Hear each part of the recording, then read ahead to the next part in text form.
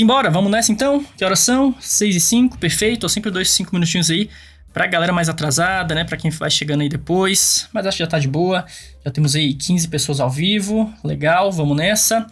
Questão 61. A altitude máxima que um avião comercial pode atingir é estabelecida em torno dos 40 mil pés. Ele coloca cerca de 12,2 quilômetros de altitude para esses 40 mil pés. Esse limite é conhecido como teto de serviço. A maioria dos jatos comerciais voa em níveis próximos a esse limite para otimizar a eficiência de consumo de combustível. Na aviação, utiliza-se a unidade pé nas indicações de altitude. Um pé equivale a aproximadamente quantos centímetros? Bom, a gente pode usar a própria informação do texto. Se você já soubesse de cabeça quanto vale um pé, ótimo, excelente, já marca aqui o gabarito, bate no peito e próxima questão. Mas, se você não sabe de cabeça, que é o meu caso, a gente vai para uma regra de 3. Mas cuidado, ele quer a resposta em centímetros. Então você tem que converter esse quilômetros aqui para centímetros. Pode ser ou no início da questão ou no final. Em algum momento tem que ser feita essa conversão. Vamos começar já fazendo isso? Acho que é melhor trabalhar toda a questão já em centímetros. Então vou escrever o seguinte, ó. 12,2 quilômetros. Para ficar mais facinho de acompanhar, né? Mais passo a passo, eu vou primeiro passar de quilômetros para metros. E é só a gente lembrar que 1 quilo significa 1000. Então 12,2 quilômetros, né? Seriam 12,2 mil metros. Só colocar aqui um 10 à terceira, que representa esse valor de 1000. Porém, 1 metro possui 100 centímetros. Então agora eu vou trocar o metro por um 10 à segunda. Então fica 12,2 quilômetros. Já tem ali o 10 à terceira, né? E agora vai aparecer outro carinha, que é o 10 à segunda, que equivale a 100 centímetros. Então, vezes 10 à segunda. E agora sim, está na nossa unidade desejada. É só juntar o 10 à terceira com 10 à segunda, vai ficar um 10 à quinta. Então, a conversão final é de que 12,2 quilômetros é igual a 12,2 vezes 10 à quinta centímetros. Aí sim, é com esse valor aqui que eu vou trabalhar a regra de 3. Mais uma vez, você podia ter deixado para converter no final. Então, você podia ter feito a regra de 3 com os quilômetros e no final converte de quilômetros para centímetros. Prof, como é que vai ser essa regra de 3? Poxa, se 40 mil pés, vamos escrever aqui, ó, 40 mil, coloca 3 zerinhos, né? 40 mil pés, equivale a toda essa altura em centímetros, né? 12,2 vezes 10 à quinta centímetros. Então, o que a gente quer descobrir é quanto vale um pé. Então, um pé está para x centímetros. Prontinho, só resolver essa regrinha, faz aí o produto cruzado, vai ficar x vezes 40 mil, mas já vou passar dividindo, né, o 40 mil. Então, fica 12,2 vezes 10 à quinta dividido por 40 mil. Aí esse 40 mil já vou escrever diferente também. Vou colocar 4 vezes 10 à quarta, já para ficar em notação científica também, né? Então 4 vezes 10 à quarta, já que são 4 zerinhos ali depois do 4. Bom, 10 à quinta com 10 à quarta, simplifica aqui, né? Vai sobrar só um 10 no numerador. E 12,2 com 4, talvez fique até mais fácil fazer 122, né? Só para evitar essa vírgula mesmo. Multiplica pelo 10 que estava sobrando ali no numerador e aí fica 122 dividido por 4. Poxa, 122 por 4, se fosse 120 daria 30, né? Mas como tem um 2zinho ali, fica meio. Então fica 30,5 centímetros. Pronto. Simples assim, questão bem rápida, bem direta, bem objetiva. Não tem nenhum conteúdo específico sobre física aqui, né? Foi realmente uma conversão de unidade de medida. Não é uma questão de cinemática, dinâmica, hidrostática, não. É simplesmente a base da física, que é brincar com as unidades de medida. Então, gabarito, letra C, 30,5 centímetros. Questão 62. Em uma cobrança de pênalti, um jogador de futebol chuta a bola em direção ao gol com velocidade média de 108 km por hora.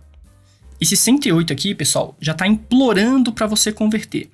108 é um valor bem comum na física, em cinemática, porque quando você divide por 3,6, fica exatamente 30 metros por segundo. Então, 72 e 108, vocês vão perceber que aparecem muitas vezes, né?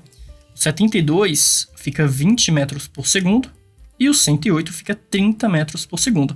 Você acaba decorando isso depois de um tempo, sem querer querendo, né? De tão comum que são esses dois valores aí na cinemática.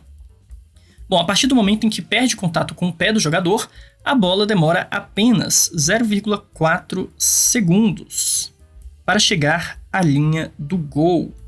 Bom, o mais correto seria colocar 0,4 segundo, né? Plural é só depois que chega em 2 para cima, mas tudo bem.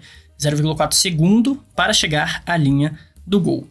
Durante esse período, a distância percorrida pela bola foi igual a quanto? Poxa, também que uma questão super simples.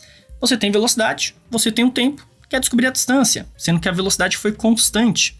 Ele já te deu aqui uma velocidade média, então a gente pode assumir que esses 30 metros por segundo foi uma velocidade constante. Resultado, a distância percorrida, vou chamar de Dzinho, por exemplo, é o produto da velocidade pelo intervalo de tempo. Então aqui a gente tem a velocidade de 30 metros por segundo e o intervalo de tempo, que é igual a 0,4. Isso é a mesma coisa que multiplicar 3 e 4, certo? Então a distância é 3 vezes 4, que é exatamente igual a 12 metros. Perfeito. Uma questãozinha também muito fácil, bem rapidinha, bem direta, bem objetiva. Questõezinhas aqui só introdutórias, né? Acho que para ninguém começar a fazer na prova já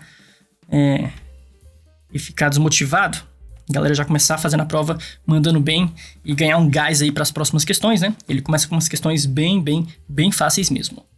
Fechou? Legal? Então, questão 63. Uma toalha retangular e homogênea, de comprimento Lzão, está apoiada em um suporte horizontal. As partes da toalha pendentes de cada lado do suporte têm comprimentos L1 e L2. Como mostra a imagem, considere que L1 mais L2 é igual a Lzão, que seria o comprimento total dessa toalha, certo? Essa toalha permanece em repouso porque... E aí, vamos ter que olhar cada alternativa para verificar aquela que fala realmente, a que coloca a possibilidade mais verdadeira, né? A que tem algo mais correto fisicamente falando. Então, letra A, porque o atrito entre a superfície da toalha e a superfície do suporte produz uma força de intensidade maior do que o peso da toalha. Poxa, mas se fosse maior, então esse suporte ia estar arremessando a toalha para outro lugar, né? Ia ser um tanto quanto esquisito. Vamos tentar olhar isso aqui de perfil, tentar fazer um desenho lateral aqui. Então, aqui seria o suporte, olhando de lado, é uma barra cilíndrica, certo? E aí a toalha, vou fazer aqui de uma outra cor, né? A toalha está pendurada, sendo que um pedaço está mais comprido que o outro. Então aqui seria o pedaço L1, por exemplo, e aqui do outro lado, o pedaço L2. Fazer a toalha com uma certa espessura. Ok. Então é como se fosse um sisteminha de blocos, em que um bloco está pendurado com outro bloco, eles estão presos ali um ao outro, só que um deles tem uma massa maior. Bom, com certeza, esse pedaço aqui, ó, que tem um comprimento L2, ele pesa mais do que o pedaço de comprimento L1. Isso a gente percebe pela própria figura, né? A figura deixa bem claro que ela tem comprimentos diferentes ali na esquerda e na direita. Esse aqui é o L2, esse aqui é o L1. Então, eu vou representar agora a força-peso de cada pedacinho da corda, certo? Sendo que eu vou exagerar um pouco mais aqui no lado L2. Então, vou ter aqui uma força-peso para baixo, ó. Chamar de peso P2, pode ser? E do outro lado, mesma lógica, vai ter um peso P1. O que acontece é, a princípio, o peso P2 está ganhando.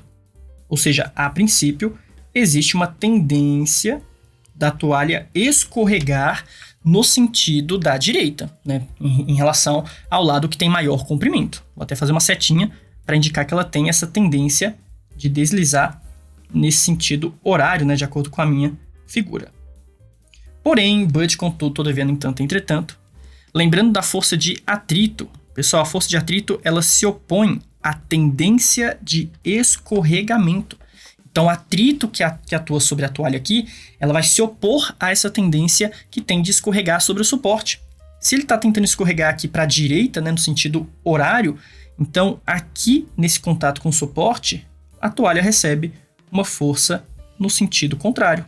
Uma força aqui para a esquerda que vai impedir esse deslizamento. Então, vou colocar aqui uma força de atrito.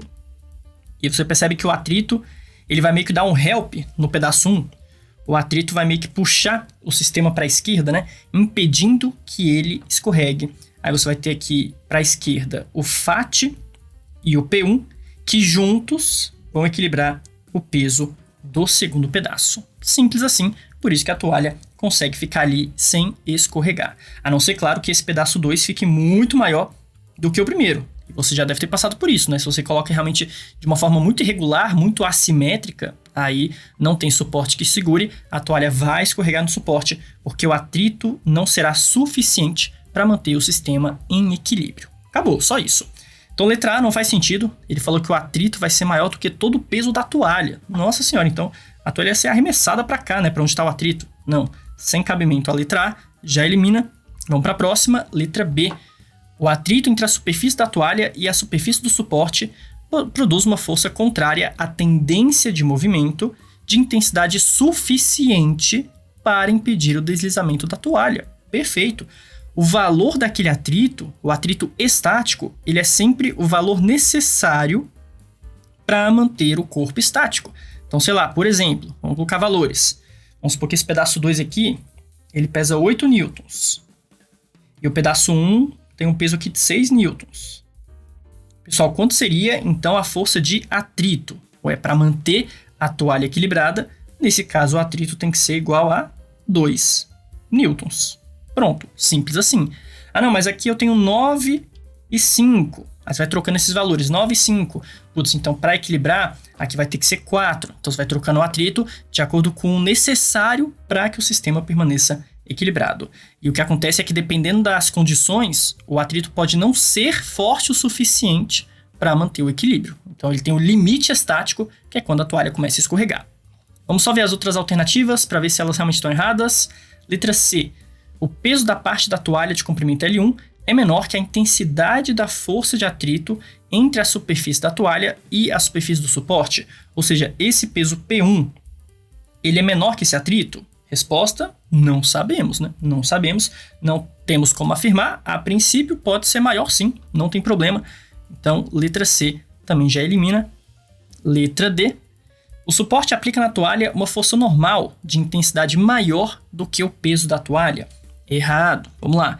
Além desse atrito, é claro que a toalha recebe aqui uma força de contato, né? Uma força normal para cima.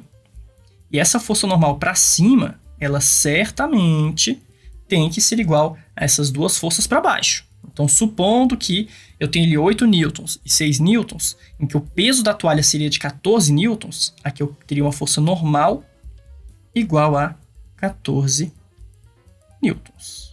Isso, sem sombra de dúvidas, tem que ser verdade, senão a toalha estaria descendo ou voando, né? Ela seria arremessada para cima, o que não faz nenhum sentido. Ela vai, no máximo, deslizar, certo? Então, letra D é errado, porque ele falou que é maior, né? Teria que ser igual ao peso da toalha. E letra E, o peso da parte da toalha de comprimento L2 é menor do que a intensidade da força de atrito entre a superfície da toalha e a superfície do suporte. Então, ele está falando mais uma vez que um desses pesos aqui é menor do que o atrito. Aí realmente, né, acho que a gente nem pode afirmar isso. Se esse peso P2 ele é maior do que o P1, com certeza esse cara não pode ser menor do que o atrito, né? Não tem por que ser isso e não faria sentido que fosse isso. Então letra E está bem errado também. Perfeito, só para conferir, de fato, gabarito letra B de bola. Questão 64. Uma bola de basquetebol de massa 600 gramas é abandonada de uma altura de 1,90 metro em relação ao solo. A bola colide com o solo e retorna a uma altura de 1,50 metro.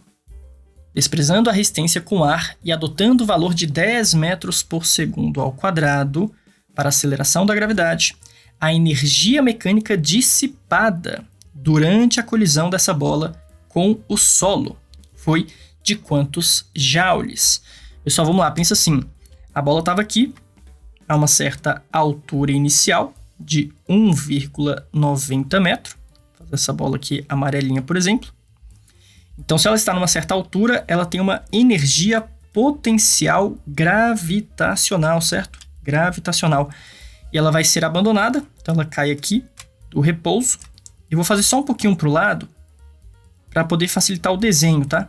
Então é claro que na prática ela vai cair numa linha reta. A queda seria uma queda livre vertical. Vou só fazer um pouquinho para o lado, porque senão vai ter que ficar um desenho em cima do outro, né? Vai ficar a descida e a subida no mesmo lugar, fica meio esquisito de desenhar. Então só um pouquinho para o lado para ficar visualmente mais fácil. E ela vai subir, só que atingindo uma altura um pouquinho menor, de apenas 1,50 metro. Então ela começou parada, bate, sobe e chega aqui em cima também parada, né? Quando ela atinge o ponto mais alto, ela está em repouso, instantaneamente paradinha nessa nova posição. Agora eu vou marcar aqui as duas alturas, né? Primeiro 1,8 e depois, 1,9, né? E depois 1,5. Para saber o quanto de energia que ela perde na colisão, é só a gente verificar então a diferença de energia potencial gravitacional nessas duas posições. Vou chamar aqui, por exemplo, de posição Azão. Depois que ela bate e volta, vou chamar aqui de posição Bzão.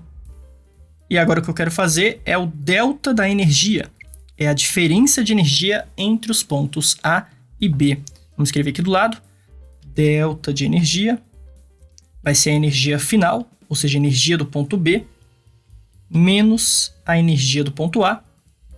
A gente está falando aqui de uma energia potencial gravitacional, certo? Então é mgh, fica mg vezes a altura do ponto B, menos mg vezes a altura do ponto A. Pessoal, a massa e a gravidade não mudam, certo? Então posso colocar como sendo um fator comum em evidência. Vai ficar massa vezes gravidade. E aqui só interessa mesmo a diferença das alturas. A altura de B menos a altura de A. Então é basicamente o quanto que ele perdeu de altura após quicar uma vez no solo. Colocando todos os valores agora, mas tomando cuidado com o sistema internacional de unidades, né? Se eu quero obter essa energia em joules, e a gente realmente quer isso porque todas as alternativas estão em joules, a massa tem que ser em quilogramas. Não vai me botar 600 gramas, senão vai sair tudo errado. Então a massa da bola é de 0,6 kg. Gravidade é 10. E aqui nas alturas, 1,9 menos 1,5 vai ficar 0,4, né? Então temos aqui, ó, 0,6 com 10 fica 6, vezes 0,4. Uma continha bem fácil, né? Bem tranquila. 6 vezes 4 daria 24, mas como tem um zero, né, ali, então fica na verdade 2,4. Quase que eu esqueci do menos, na verdade, né? Esse 1,9 menos 1,5 é de menos 0,4. Então a resposta final é de menos 2,4 joules. Essa foi a diferença de energia após quicar uma vez no solo. Ah, professor, mas ficou negativo e nas alternativas não tem sinal negativo. Tudo bem, não tem problema. Esse menos apareceu porque ele perdeu energia. Isso já está muito implícito, né, no próprio texto. Na verdade, está explícito aqui no texto, né, que é uma energia mecânica dissipada. Então, quando ele fala dissipada, isso tem tudo a ver com esse valor negativo que a gente obtém aqui no cálculo. Por isso que não precisa repetir isso nas alternativas. Gabarito, então, letra C, exatamente 2,4 joules. Questão 65. Uma torneira despeja água a razão constante em um tanque em forma de paralelepípedo, com base plana e horizontal, como mostra a figura. Sabendo que o nível da água no recipiente sobe a uma razão de 5 centímetros por minuto, que a massa específica da água, ou seja, a densidade, né, basicamente isso, massa específica é densidade de uma substância específica. Então, a densidade da água é de 1 vezes 10 a terceira quilogramas por metro cúbico e que a aceleração gravitacional no local é de 10 metros por segundo ao quadrado. a taxa com que a pressão hidrostática sobre a base desse recipiente aumenta é igual a quanto? Então, olha só a perguntinha, né? Essa pergunta pode assustar um pouco, mas na verdade vai ser fácil. Taxa com que a pressão hidrostática sobre a base aumenta. Ou seja, o tanque vai enchendo de água e a pressão lá no fundo vai aumentando, certo? Vou até desenhar aqui na figura. A pressão aqui no fundo do tanque, ó, tem um certo valor para essa certa quantidade de água que tem agora. Mas, na hora que essa água subir um pouquinho de nível, né, vamos supor que ela veio para cá, ó, na hora que esse nível subir, a pressão lá no fundo vai ser um cadinho maior, né? Vai aumentar um pouquinho. A questão é, quanto que essa pressão está aumentando a cada minuto? Isso você percebe nas próprias alternativas, que ele quer uma razão por minuto. Não é por segundo, não é por hora, mas é por minuto. Só olhar para as alternativas, ó. Pascal por minuto, Pascal por minuto, Pascal por minuto, Pascal por minuto, Pascal por minuto. Então vamos fazer o seguinte, vamos estabelecer o tempo de 1 minuto para ver o que acontece. É basicamente isso. Vamos ligar essa torneira, esperar 1 minuto para verificar o quanto que a pressão lá embaixo aumentou. Essa pressão vai aumentar o equivalente a essa altura que ele sobe de 5 centímetros. Então, vou colocar aqui uma altura H igual a 5 centímetros. E o que a gente tem que responder é quanto de pressão 5 centímetros de água vai produzir lá no fundo do recipiente. Qual é o aumento de pressão correspondente a 5 centímetros de água. E esse é um cálculo bem fácil se você lembrar do teorema de Stevens.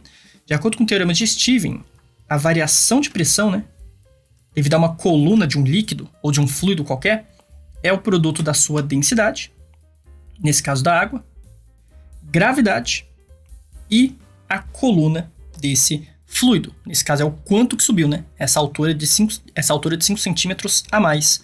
Colocando todos os valores, tomando cuidado com as unidades de medida. Eu não vou deixar em centímetros, né? Vou passar para metros. A gente vai ter que o aumento de pressão associado a esses 5 centímetros é igual a 10 elevado a 3 vezes gravidade. E agora no lugar dos 5 centímetros fica 5 vezes 10 a menos 2 metro. Aí vai ficar ΔP. Vamos somando aqui esses zerinhos. Aqui eu tenho 3 zerinhos. Com mais 1 fica 4. Com menos 2 fica 2, certo? Então tinha 4, menos 2 fica 2. Então esse ΔP vai ficar 5 vezes 10 à segunda. 5 vezes 10 à segunda é a mesma coisa que 500 Pascal, né? Então esse aumento aqui, ó, esse aumento de 5 centímetros acaba produzindo a cada minuto um aumento de pressão de exatamente 500 pascals. Perfeito. Temos aqui nossa resposta. Gabarito, então, fica exatamente a letra A, 5 vezes 10 à segunda. Então, esse pascal por minuto é só para assustar um pouco, tá? Essa taxa com que a pressão hidrostática aumenta foi só para assustar.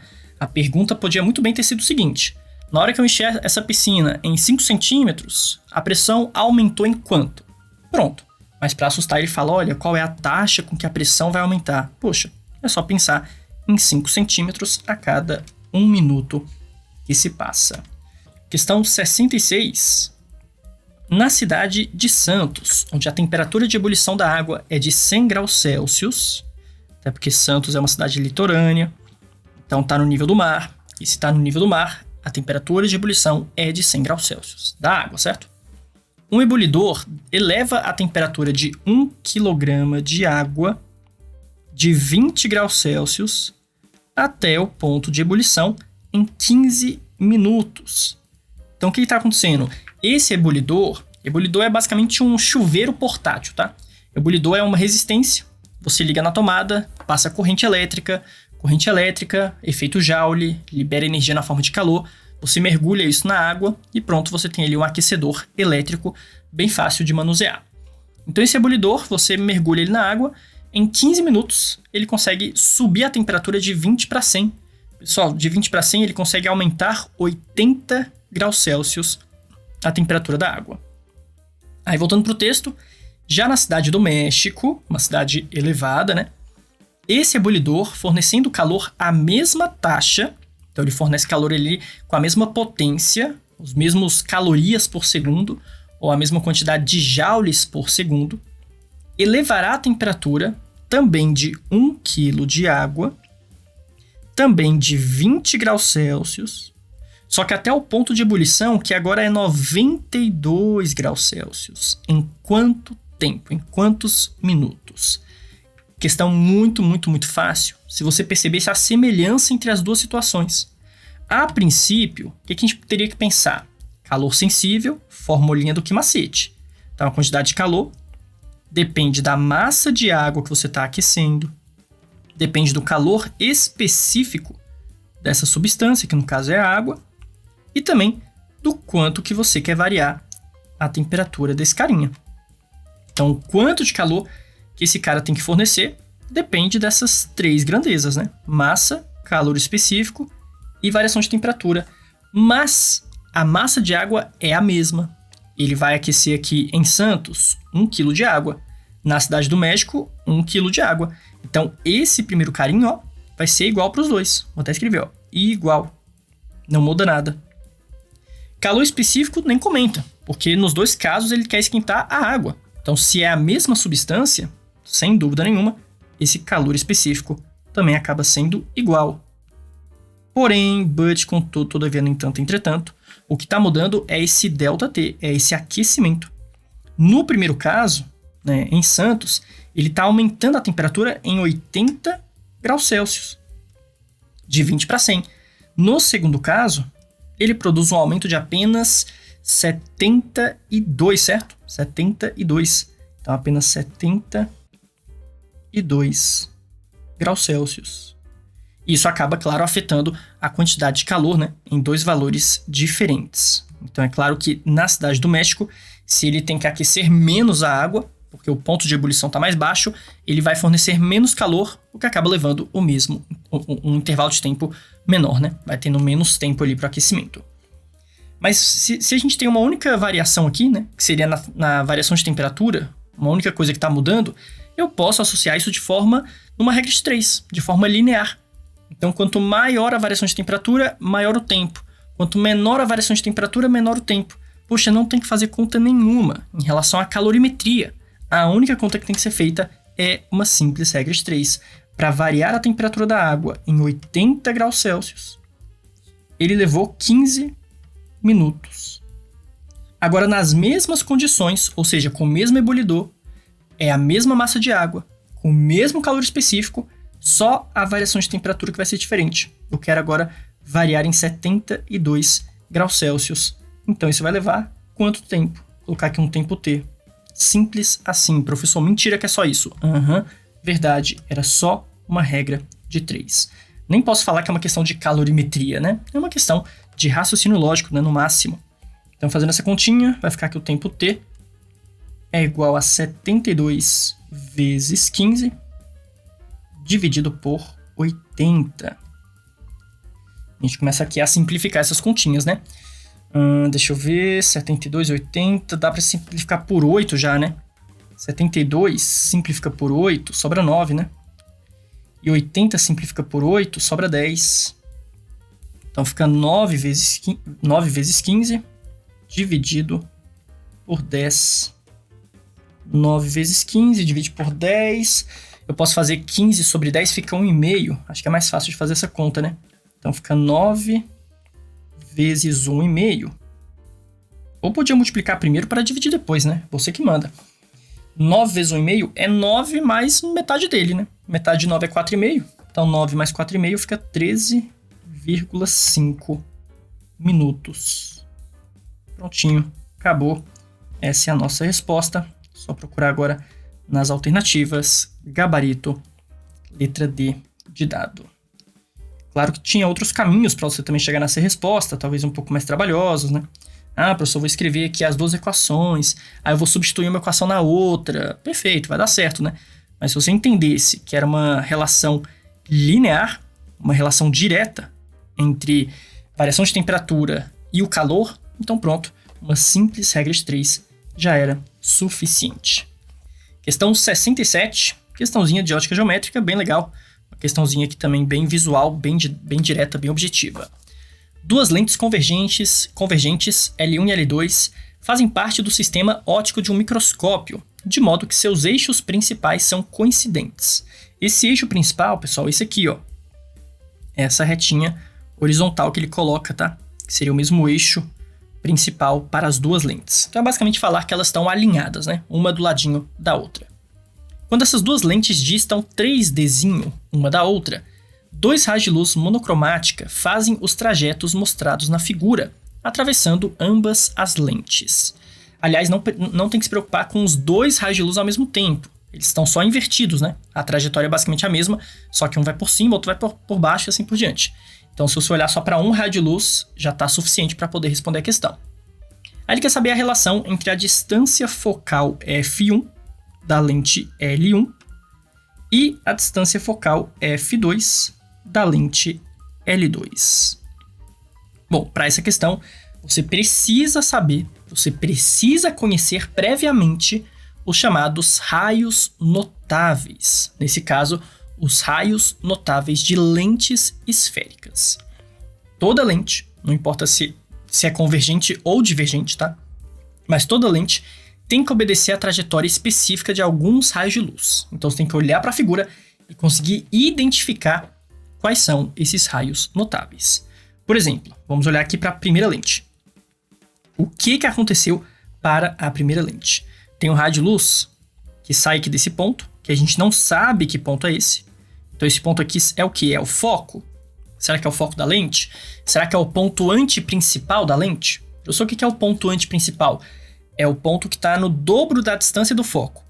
Então você tem o foco e você tem o ponto antiprincipal. Ele tem o dobro da distância focal, certo? Mas e aí, qual será esse ponto, né? O que a gente pode afirmar sobre ele? Olhando para o raio de luz, a gente pode afirmar que tem que ser o ponto antiprincipal dessa primeira lente. Ah, prof, mas como é que você sabe disso? Simples. Um raio de luz, quando sai do ponto antiprincipal, ele tem que refratar na lente e atingir o outro ponto antiprincipal. Toda lente, ela tem os mesmos pontos de um lado e do outro. Então ela tem dois focos, um de cada lado, e dois pontos antiprincipais também, um de cada lado. E um dos raios notáveis é exatamente esse. O raio que sai do ponto antiprincipal, após atravessar a lente, deve atingir o outro ponto antiprincipal. E se eles estão aqui com a mesma distância, né? Se os dois atingem a mesma distância de 2Dzinho e 2Dzinho, eu estou falando dos dois pontos antiprincipais da primeira lente. Então aqui eu vou chamar de ponto A2, né? Na verdade é o A1, só que a gente chama de A1'. Então ainda é o ponto antiprincipal da primeira lente, só que como ele está do outro lado, a gente fala que é o ponto antiprincipal imagem. É só uma questão de nomenclatura, tá? Não tem problema não. Pode só falar que é o ponto antiprincipal da esquerda e da direita, tanto faz, tá? A ideia é, se sai de um ponto antiprincipal, tem que chegar no outro ponto antiprincipal. De novo, professor, como é que você sabe disso? É conhecer os raios notáveis. Eu até brinco, geralmente falando, que os raios notáveis, tanto de espelhos quanto de lentes, são os raios decoráveis. Infelizmente, você tem que parar um dia e decorar esses raios de luz, tá? Tem que ter todos eles na ponta da língua. São 4. Paralelo, foco. Foco, paralelo. Passou pelo centro óptico sem desvio. E o quarto, geralmente esquecido, né? Que pouca gente comenta, é justamente esse que eu acabei de desenhar, relativo aos pontos antiprincipais. Mas beleza, vamos continuar aqui o jogo. Primeira lente então já foi. Vamos para a segunda lente. O que está acontecendo na lente L2, pessoal? O raio de luz, ele vem aqui, ó, desse certo ponto. E depois de passar pelo ponto, ele sai da lente paralelo. Paralelo em relação ao eixo principal, né? Vou até continuar aqui esse eixo principal. Ele está na horizontal, certo? Então esse raio de luz saiu paralelo ao eixo principal. E isso também é um raio notável. E é o raio notável em que o raio de luz que passa pelo foco sai paralelo. Tem também aquele que entra paralelo e sai para o foco. Mas isso é o contrário, tá? Se ele passa pelo foco antes, então depois de atravessar a lente, ele sai paralelo ao eixo principal. Então quer dizer que esse ponto, ao mesmo tempo, é o foco da lente 2. Ou seja, esse ponto, ele é ao mesmo tempo o antiprincipal da lente 1 e também o foco da lente L2. Essa era a grande sacada da questão. Você tem que perceber que esse pontinho, ele está tanto para a lente 1, né, quanto para a lente 2. Só que para a lente 1 é o antiprincipal e para 2 é o foco. Agora pronto, é só procurar o nosso gabarito. Lembrando que esse antiprincipal, ele é o dobro da distância focal. Então isso aqui tudo, isso tudo seria 2 vezes o foco 1, beleza? Enquanto que na direita, essa distância já é o próprio foco f2. Mas então você concorda comigo que no final das contas, as duas lentes possuem a mesma distância focal, certo? Então gabarito, letra C. Só você prestar atenção no seguinte. Aqui onde eu tenho o dobro do foco, eu tenho uma distância de 2Dzinho. Então se 2Dzinho é o dobro do foco, quanto é que vale o foco F1? O foco F1 vale 1Dzinho, né? Ele estaria aqui, ó. Vou até desenhar para não ter erro. Aqui seria o foco da primeira lente. Foco imagem. E aqui o tal do foco objeto. Então os dois com a distância focal de exatamente 1 quadradinho. Posso até desenhar também para a lente 2, né? O outro foco dela que está aqui do outro lado, que seria o F2'. Foco 2, só que imagem. Questão 68. A frequência de oscilação de um pêndulo simples é dada pela expressão... Aí ele vem aqui e coloca frequência F, 1 sobre 2π, raiz quadrada da gravidade sobre o comprimento L. Ele até afirma isso depois, ó, sendo L o comprimento do fio do pêndulo e G a aceleração gravitacional. Considere um pêndulo simples, cujo comprimento do fio seja L e que, ao oscilar livremente, completa 40 oscilações por minuto. Isso aqui é a frequência. Então ele já está te falando qual é a frequência de oscilação desse pêndulo. Vou chamar aqui, ó, frequência F. Como ele falou que seriam 40 oscilações por minuto, então posso falar que essa frequência é de 40 RPM. Professor, o que seria o RPM? Ué, 40 repetições por minuto.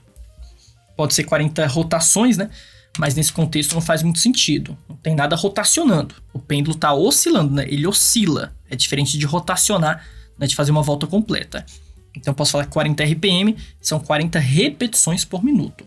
Se ele falasse por segundo, aí sim você teria a frequência em Hertz, que é o que a gente está mais acostumado, porque é a unidade do sistema internacional. Mas tudo bem, tá em RPM, tranquilo, sem problema. Vamos continuar no texto. Se o comprimento do fio desse pêndulo for quadruplicado, então comprimento quadruplicado, o número de oscilações por minuto, ou seja, a frequência que esse pêndulo passará a executar quando oscilar livremente, será igual a quanto? Pessoal, uma questão de matemática, basicamente. Eu posso falar que é uma questão de MHS, porque, poxa, esse pêndulo oscilando é o tal do movimento harmônico simples. Mas, na verdade, ele já te deu a fórmula. Ele já te deu a fórmula e é basicamente você fazer uma análise matemática dessa fórmula. Você fazer aqui uma relação de proporção entre duas grandezas. Vou escrever aqui a fórmula novamente, ó. Frequência 1 sobre 2π, raiz quadrada da gravidade, sobre o comprimento L. Você concorda que está tudo igual, né? O 2 é o 2, π é π, g é g, só o comprimento é que vai sofrer alteração. A gravidade não tem como. O π é π, né? O π é uma constante. Só o comprimento L é que sofre alteração. Aí eu quero saber o seguinte.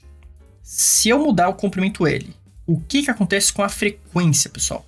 Se eu estou reduzindo, né? Se eu estou reduzindo, na verdade eu estou quadruplicando, eu estou aumentando, perdão. Se eu estou aumentando o comprimento L em 4 vezes, o que está acontecendo com a frequência? Ela aumenta, diminui e em quantas vezes? Manda aí no chat, deixa eu ver se vocês aí que estão ao vivo conseguem me responder essa. De cabeça, só realmente olhando para a equação, o que acontece com a frequência ao quadruplicar o comprimento L? Perfeito, aí ó, Fernando respondeu, show de bola, legal, claro também. Vai reduzir? Vai, mas não em 4 vezes, porque tem uma raiz quadrada. Então aqui na verdade vai ter uma redução de apenas 2 vezes. Não é uma relação exatamente inversa, por causa da raiz, né? Não é uma relação direta por causa da raiz. Então você tem uma redução? Tem, mas de apenas 2 vezes. Pessoal, segue a lógica. O que aconteceria então se eu aumentasse o comprimento em 9 vezes? Segue a mesma lógica. Se aumentasse 9 vezes o comprimento da corda, a frequência iria reduzir 3 vezes, certo? 3 vezes, perfeito. E assim por diante. 16, 4, 25, 5. É uma relação ali que depende de uma raiz quadrada. Perfeito. Agora é só fazer de cabeça. A frequência era 40. Não vai reduzir pela metade? Gabarito letra D. Pronto, acabou. Só isso. Ah, prof, eu não vou ter que usar a fórmula. Eu não vou ter que substituir os valores na fórmula. Não precisa. Tanto é que ele nem fala quanto vale a gravidade. Ele nem fala o comprimento L. Ele nem te fala para aproximar o π para 3, porque você realmente não precisava ter feito conta nenhuma. É uma questão de matemática fingindo ser uma questão de física. Questão 69. Vamos nessa.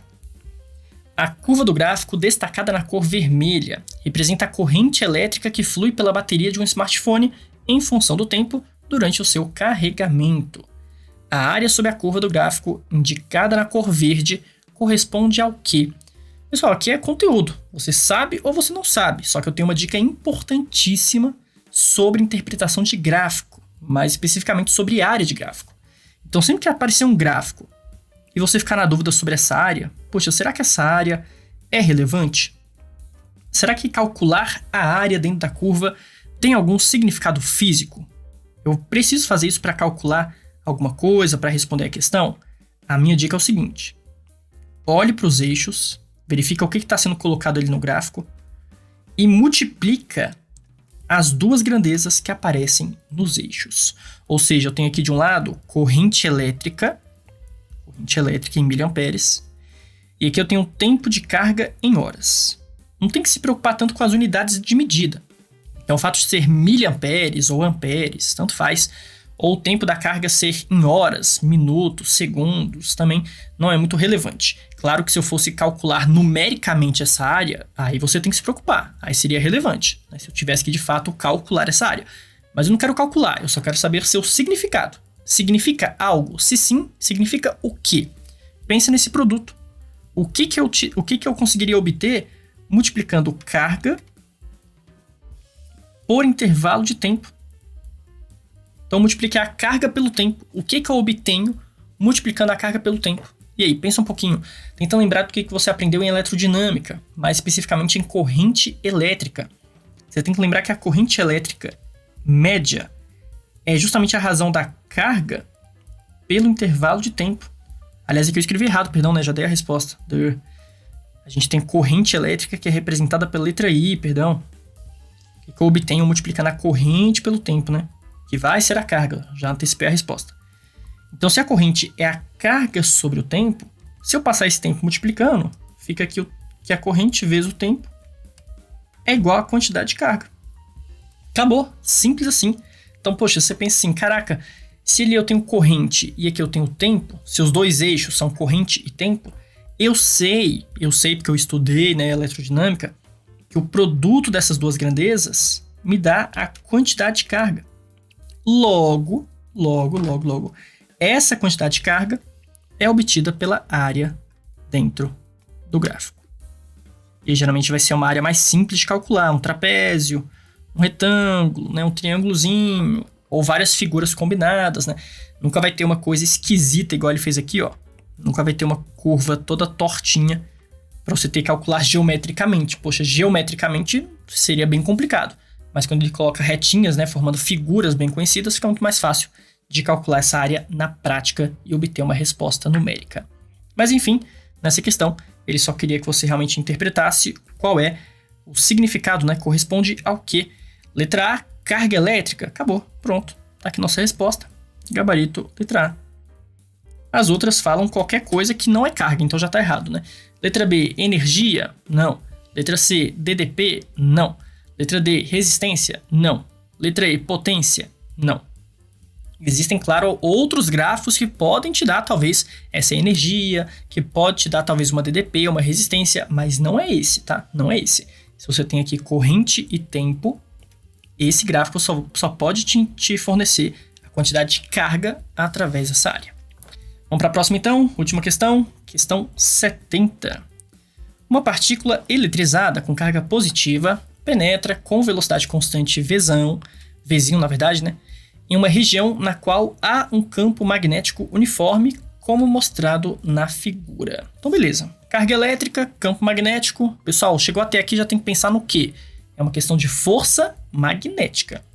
Cargas elétricas que se movem com uma certa velocidade e entram numa região de campo magnético recebem a tal da força magnética, que é dado por aquela regrinha da mão esquerda. Você tem que fazer assim para verificar a orientação da força, do campo e da velocidade. Ou, se você preferir, a regra do tapa com a mão direita. E aqui, como a webcam ela inverte a minha imagem, né? Eu estou pegando as mãos meio que erradas para mim. Mas para vocês que estão me assistindo, essa seria a minha mão esquerda. Você faz a regrinha da mão esquerda. Ou essa daqui para vocês seria a minha mão direita, né? Que você faz a regrinha do tapa. Bom, em relação ao plano da figura, e para quem olha para ela, a partícula, após penetrar na região em que há campo magnético, descreverá uma trajetória o quê? Aqui é saber, é conceitual, é realmente ter conteúdo. A gente tem que saber que a força magnética é perpendicular à trajetória. E ela sendo sempre perpendicular, produz uma trajetória circular. A força magnética atua como força resultante centrípeta, mantendo a nossa carga numa trajetória circular. Não tem por que ser parabólica, não tem por que ser... E, na verdade, ele só coloca essas duas alternativas, né? Parabólica ou circular, certamente não é parabólica ou qualquer outro formato que não seja circular. Então você já começa eliminando com certeza, sem sombra de dúvidas, batendo no peito, ó, com convicção, não é a letra B e não é também a letra D de dado. Então tem que ser circular. A questão agora é para onde? Vai ser circular para onde? Sentido horário, sentido anti-horário? Tem até um que fala aqui que é perpendicular ao plano e saindo da folha. Já não vai ser a letra C, tá, gente? Mas vamos entender aqui pela regra da mão esquerda. O Gabriel já perguntou por que não poderia ser helicoidal. Perfeito, boa pergunta. Só é uma trajetória helicoidal se o ângulo entre a velocidade e o campo não fosse perpendicular, não fosse de 90 graus. E aqui, ó, o que está acontecendo? O campo está para dentro, né? Ele está para dentro da tela. Vou até levar minha câmera ali para o desenho, ó. Então o campo está entrando aqui, ó. Imagina minha caneta, uma linha de campo magnético entrando. A partícula está vindo aqui, ó. Ela está incidindo nessa direção. Então qual que é o ângulo aqui, ó, entre o campo e a velocidade, tá vendo? Esse ângulo é exatamente 90 graus. Então se é exatamente 90 graus, não pode ser uma trajetória helicoidal. Combinado? Agora, prof, como é que eu vou saber se é para um lado ou se é para o outro? Deixa eu voltar aqui rapidinho. Bom, vou dar um zoom aqui nessa figura. A gente vai representar aqui já o vetor velocidade, só que eu vou fazer já entrando, tá? Então, quando a partícula estiver entrando, vou pegar aqui uma caneta mais fina, né? Quando a partícula estiver aqui, sinalzinho positivo, velocidade para direita, vou pegar aqui, por exemplo, na cor, deixa eu ver, será que o amarelo vai dar um destaque? Não, fica ruim. Vou fazer de preto mesmo. Velocidade para direita, o campo magnético para dentro, então aqui é o vetor velocidade, campo magnético entrando, é o Bzão, certo? Eu tenho que descobrir então para onde está a força magnética. A força magnética vai ser para onde? Para cima? Para baixo? Para fora da tela? Entrando na tela? A gente vai ter que aplicar aqui a regrinha da mão esquerda ou a regra do tapa com a mão direita.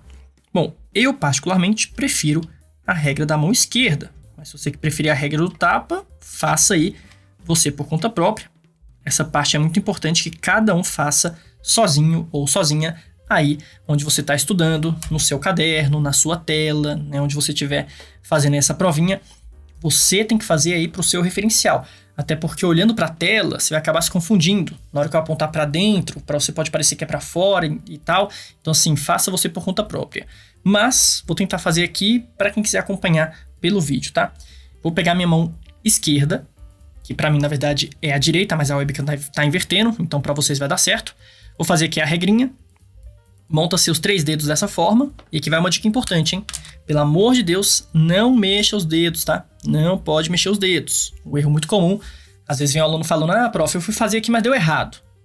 Deixa eu ver você fazendo a regrinha. A pessoa monta certo, mas na hora de ir pra folha, né? Na hora de fazer na prova, ela começa a mexer os dedos. Pô, não, aí tá roubando, né? Tá roubando. Não pode. Você tem que travar os dedos nessa posição. O máximo que você pode fazer é girar o pulso, girar o braço, né? Trocar o braço de posição. Mas os dedos, imagina que você passou uma cola e não mexe neles. Prof, mas quais são esses dedos? Vamos relembrar. Dedão é força, indicador campo e dedo médio velocidade. Então é força, campo, velocidade. Eu tenho até uma figurinha aqui, já preparada, né? Cadê? Eletromagnetismo. Regrinha da mão esquerda. Já tem a da mão esquerda e a da mão direita, na verdade, né? Já as duas aqui, para você escolher a que você acha melhor. Então vou usar essa da mão esquerda. Você tem força, campo, velocidade. Uma dica fácil é: faça bom vestibular. Faça bom vestibular.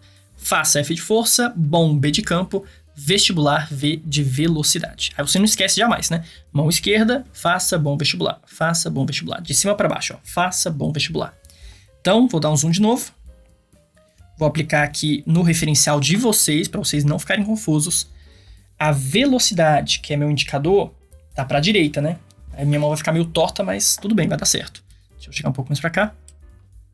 Então, ó, meu indicador tem que ficar para cá, ó. Tem que ficar para cá. Faça bom vestibular. Na verdade, meu dedo médio, que é a velocidade, perdão, né? Tem que ficar para a direita. E o indicador, que é o campo, tem que entrar na folha, né? Tem que entrar aqui na tela. Então, meu indicador vai apontar para dentro do quadro e meu dedo médio, que é a velocidade, vai apontar para a direita. Ó. Fica numa posição bem ruim aqui para mim, mas para vocês que estão fazendo aí na folha de vocês, vai ficar um pouco mais fácil. E aí, perceba que meu dedão, naturalmente, ó, ficou para cima. Automaticamente ele fica para cima. Então, uma vez que você encaixa dois dedos, uma vez que você consegue encaixar dois vetores, o terceiro sai automaticamente. Ó. Então, aqui na minha partícula, colocou os dois vetores, V e campo. O meu dedão ficou para cima, então só vou representar aqui agora uma força magnética para cima. Vou fazer aqui de vermelho, por exemplo. Essa vai ser a força recebida pela partícula. E tudo isso foi para dizer qual sentido que ela vai rotacionar, para qual sentido que ela vai girar. Então, se a força ficou aqui para cima, quer dizer que assim que ela entra na região de campo, olha só a trajetória, ela começa a fazer uma trajetória circular, saindo, né, desse plano do campo magnético em algum momento. Aí eu não sei, tá, gente? Eu tô fazendo aqui do jeito que eu quiser. A curva podia ser um pouco mais aberta ou um pouco mais fechada. Isso é irrelevante. Não foi isso que a questão perguntou. Então você podia ter feito mais para cá, um pouco mais para cá, ou mais fechadinho, né? Mais para cá, mais para cá, mais para cá. O quanto que ele vai fazer de curva, né? Quanto que ele vai conseguir completar ali da sua trajetória, não temos como saber. O que importa é que é uma trajetória circular. Ali você tem um arco de uma circunferência, né? E no sentido anti-horário. Vou até escrever aqui para não ter erro. Ó. Sentido anti-horário. Isso para nós que estamos olhando aqui de frente para o plano. Perfeito. Então era basicamente uma questão de eletromagnetismo sobre força magnética que você tinha que aplicar a regra da mão esquerda. Ou, se preferir, pode usar a regrinha da mão direita. Do nosso gabarito, sentido horário, letra A, não, né? Sentido anti-horário, letra E. Perfeito.